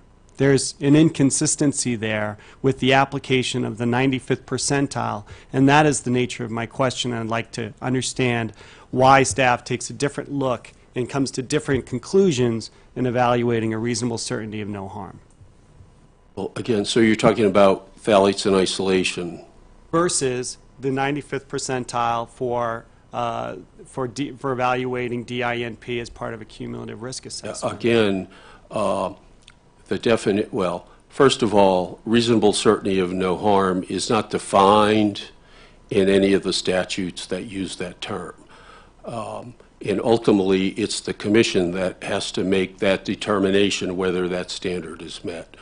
Our recommendations, the CHAP's recommendations, were based on the data that the CHAP presented. And they presented it in terms of various percentile values. That's not, we never said that any of those values, what the CHAP reported, 95th or 99th, we never said per se that that is the cutoff. You know, we never set a limit. We never set a value, a percentile value that you have to be above or below. But in terms of DINP in isolation and looking at the results at the 95th percentile, you find that it does provide a reasonable certainty of no harm. And the staff goes through a very excellent interpretation of reasonable certainty of no harm in light with our, in acknowledgement of our chronic hazard guidelines to be acceptable risk, which, as Dr. Carlson pointed out, would be HQs and HI under 1. But the disconnect here is we came to different conclusions while results all fell within the acceptable range at the 95th percentile. I see you squinting, so I don't know where is the disconnect? You know, again, looking at the risks in isolation, for example, the 95th percentile exposure values were there, and you could calculate the MOE, and that's the way the CHAP reported it. Now, in the cumulative risk, we looked at 95th and 99th percentile values, but the CHAP also estimated the percentage of people in a population above or below a hazard index of 1. And again, when other agencies, for example, look at this issue, what percentile, it's on a case-by-case basis. It's a judgment, and you know, ultimately, that's for the commission. We're presenting the risk information the best way we can, but ultimately, that's for the commission to determine. Mm-hmm.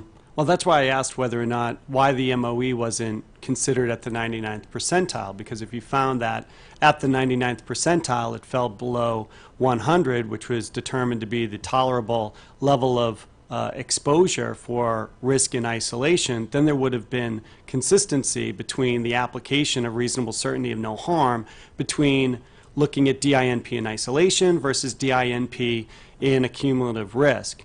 And that is a contrast and an inconsistency which will, I predict, bedevil this agency moving forward. I'm out of time currently. Thank you. I don't have any questions at this time. Commissioner Adler? Winding down, and thank you for your endurance in sitting there. I greatly appreciate it. So I guess one question I have is most of the discussion about the risks, and I understand why you're focusing on anti-androgenicity, but that is in many respects a male syndrome. I'm assuming that you're not telling us that phthalates don't present a risk of harm to women and to females. So what are the, if not analogs, but what risks are there that that we saw with respect to women or female rats? Well, the same. If any. There, of course, are effects in female animals, and of course things like the developmental delays, supernumerary ribs, the liver toxicity that applies to both sexes.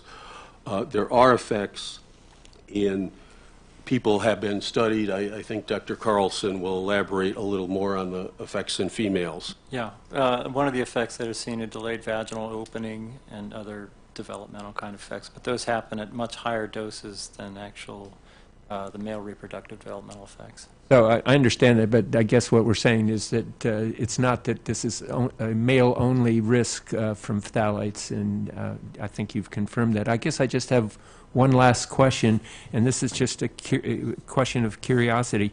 Does California require hazard warnings for any phthalates under Prop 65, if you know? Yes. California requires clear and reasonable warning for DEHP, BBP, DBP, DIDP, DINP, and dihexyl phthalate currently. Thank you very much. I have no further questions. Thank you, Commissioner Robinson. Nothing further. Commissioner Kay. Nothing more. I just want to thank you again. I think you guys have done a phenomenal job throughout this process, and again today. Thank you. Commissioner Mohorovic. Thank you, Madam Chairman. So staying with the scenario-based exposure assessment, and I'm referring to page 72 from the final rule, it does make a ton of sense to me that the CHAP considered the following, quote, although certain phthalates had not been permitted in children's toys and child care articles since 2008, the exposure assessment considered what contribution these products could make to overall phthalate exposure if those phthalates were allowed in children's toys and child care articles. I think that's a very smart approach and evaluation. So as Commissioner Adler, I think, pointed this out, the analysis was able to determine that under this scenario-based exposure, that these products could, in the hypothetical case, contribute as much as 29% of the total overall DINP exposure to infants. Am I correct about that? Yes. Now, if it can be determined with such specificity that 29% of the total exposure for infants, well, let me hold off on that. If it's 29% for infants, what would be the contribution to the total exposure for women of a reproductive age? Of course, for the women of reproductive age, mothers, handling exposure to these products is much less intense than the child's. The CHAP did estimate it, but it's a small contribution for them. Now, they're very specific about giving percentages, and I think of tenths of a percentages, which are added together to yield 29% of the total. So, if you don't mind, can you give me the exact percentage that was provided? We can look it up. Is it somewhere in the chat? Well, it's in the Appendix E1 at the very back. Is the information. You would have to do a little bit of math, divide some numbers to get the percentage.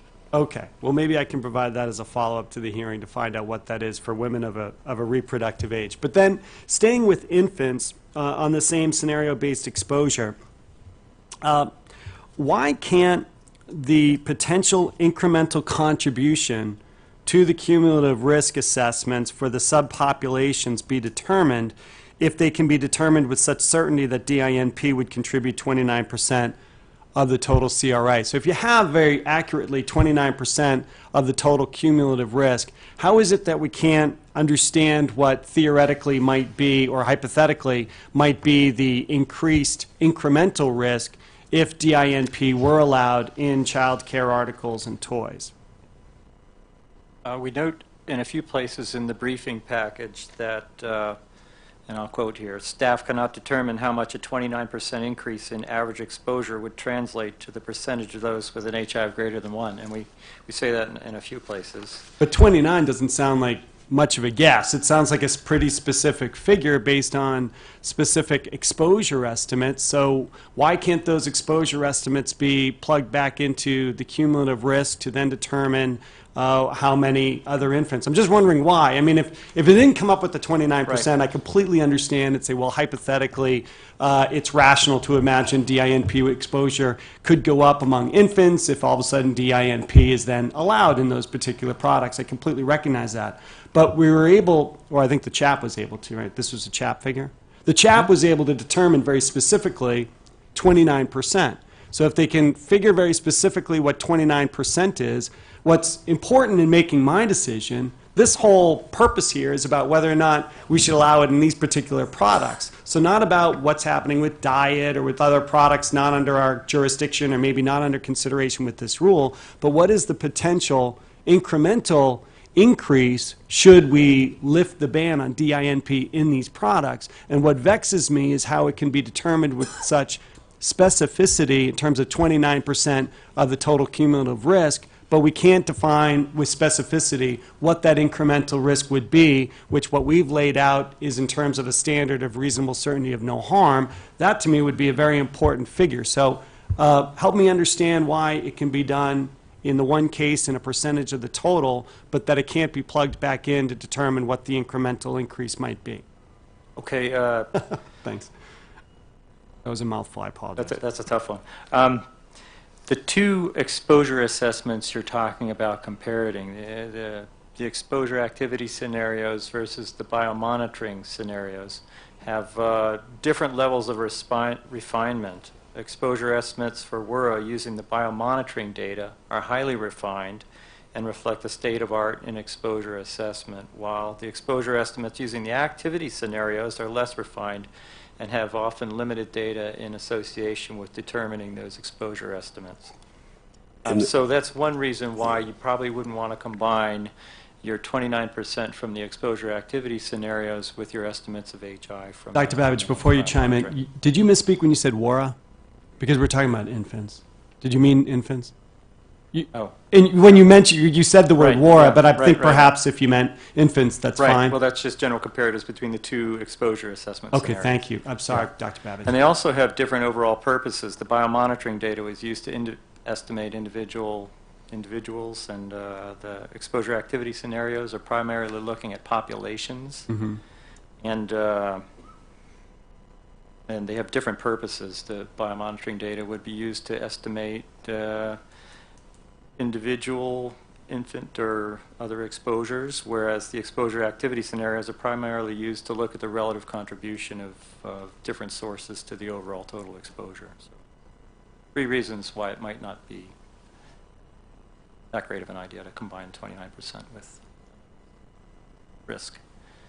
And it's, just to be clear, the 29% is on average, and the biomonitoring data is a distribution, and there's just no way to predict how that average would be applied. You could maybe apply it to the average exposure from the biomonitoring, but there's no way to predict what it would do at each percentile or for each individual in the population. It would be speculation.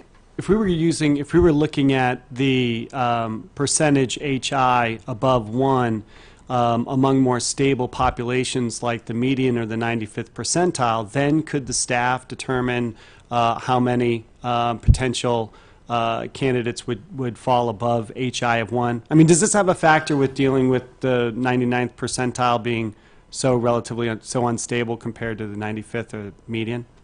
Well, one of the things that the CHAP and the staff looked at was the percentage of the population with a hazard index greater than 1. And so that's a number that you calculate. It's not, you don't do it at a specific percentile. It's a number on its own, and it's just a matter of the sample sizes and so on that for the latest round of WARA data, for example, we can't put a exact number on it. I'm sorry for going so far over. Time got away from me. Thank you. I believe that the other commissioners do not have any additional questions, but Commissioner Mohorovic does. So at this point, I'd like to just take a 5-minute break, and then we will resume this hearing. Thank you.